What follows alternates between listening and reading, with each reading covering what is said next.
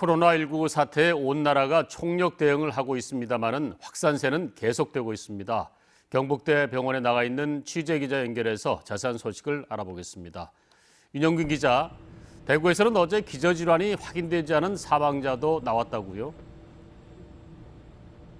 그렇습니다. 지난달 26일 확진 판정을 받고 칠곡 경북대 병원에서 치료 중이던 67살 여성이 어제 새벽 숨졌는데요. 기저질환이 확인되지 않은 경우로 사인은 폐렴이었습니다. 어제 오후 4시 20분쯤에는 심장 비대증 등의 기저질환이 있던 80대 여성이 1시간 뒤에는 고혈압과 당뇨가 있던 70대 남성이 숨졌습니다. 어제 하루에만 대구에서 3명이 숨진 건데 이로써 전국의 코로나19 사망자는 35명으로 늘었습니다. 33명은 대구 경북에서 나왔습니다. 대구 경북 지역 확진 환자는 4,780명으로 늘었습니다.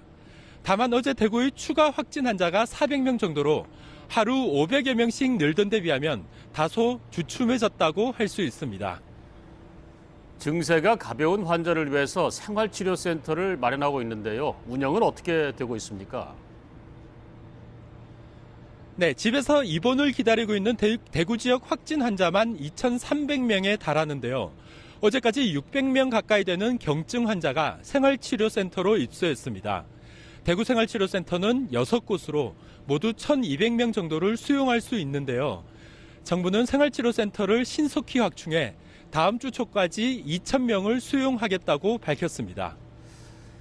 네, 이런 가운데 경찰이 추진하던 신천지 대구 교회에 대한 압수수색이 또 무산됐죠? 그렇습니다. 대구지방경찰청은 지난 1일 압수수색 영장을 법원에 청구해달라며 검찰에 신청을 했었는데 검찰은 보강 수사를 하라고 지시했습니다. 그제 경찰은 압수수색 영장을 다시 신청했지만 검찰은 현 단계에서 압수수색의 필요성 등을 인정하기 어렵다며 어제 다시 경찰에 보완 수사를 할 것을 지시했습니다.